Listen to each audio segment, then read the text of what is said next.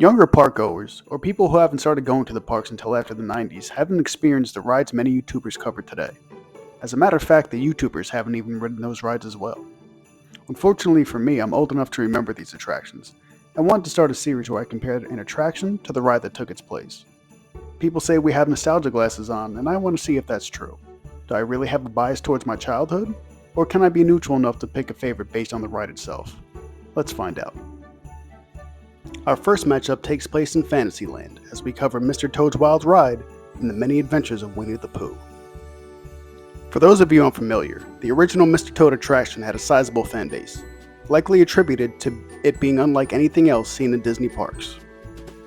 The ride had two different tracks that would make the start of your journey different depending on which side you were loaded into. Depictions of scantily-clad women, alcohol use, and actually going to the place down under doesn't exactly scream family friendly now, does it? Unfortunately, what said J. Thaddeus Toad Esquire part is what ultimately led to his downfall. Mr. Toad had the unique distinction of being an opening day attraction on October 1st, 1971 for Disney World. So when it was rumored in 1997 that this beloved ride might be closing within the coming years, this understandably hurt a lot of fans. But what happened next was nothing short of astounding. Tens of thousands of fans signed petitions to keep their beloved ride alive. Postcards were sent out to Disney execs saying send Pooh straight to heck.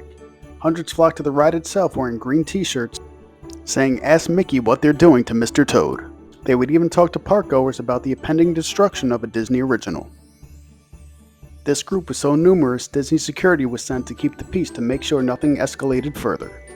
Luckily for all involved, nothing of the sort happened. On September 7th, 1998, the fight came to an end, as Mr. Toad closed to usher in a new age of Pooh. All hail our honey overlords.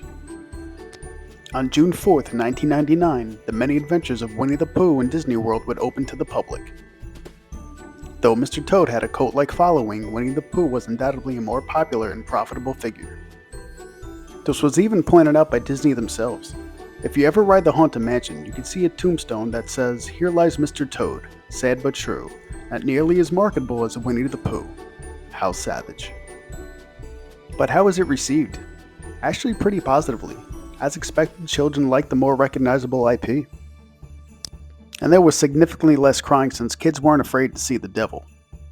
The ride was one of the first to implement an interactive queue, which essentially is just a mini playground where kids could play as the line moved along.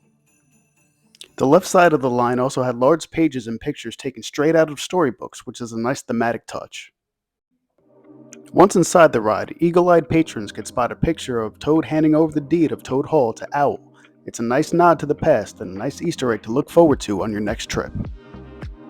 The Heffalump Dream sequence gives that sense of madness that its predecessor was so well known for.